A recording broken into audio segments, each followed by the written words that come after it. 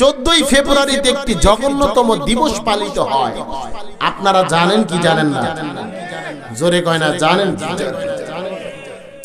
সেই দিবসের নাম তথাকথিত ভালোবাসা। ভালোবাসা, আচ্ছা ভালোবাসাটা হবে কার জন্য? জোরে কয় না, কার জন্য? একজন বেগানা মেয়ে একজন বেগানা ছেলের সাথে যখন অবৈধ সম্পর্কে তারা জড়িত হয়ে যায়, এটার দ্বারা কি আল্লাহ এবং রাসূল খুশি হয়ে যায়?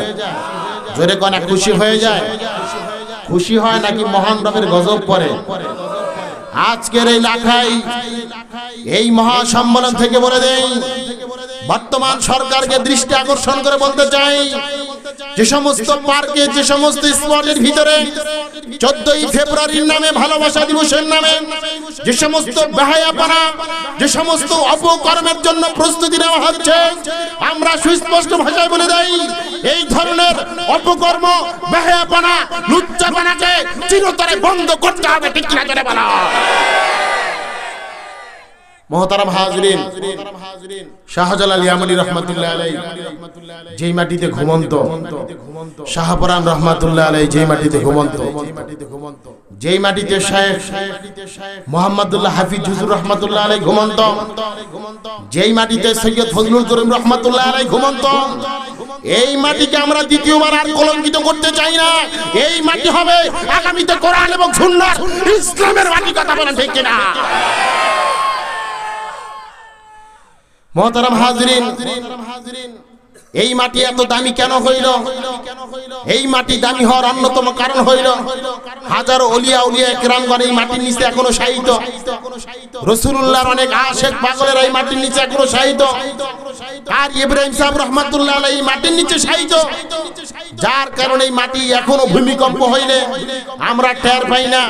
অন্যথায় যে সমস্ত পাপাচার, যে সমস্ত পাপিষ্টরা এখনো পাপাচারের লেলিহান শিখা তারা জ্বালাইতে চায়, মহান রব চাইলে এই মাটিকে অনেক আগেই ধূলিসাৎ করতে পারতেন।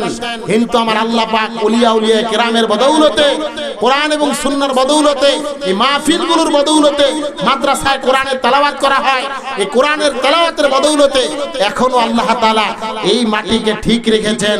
আর না হয় বহু পূর্বেই এই মাটিকে আল্লাহ তাআলা শেষ করতেন। কথা বলেন ঠিক কিনা?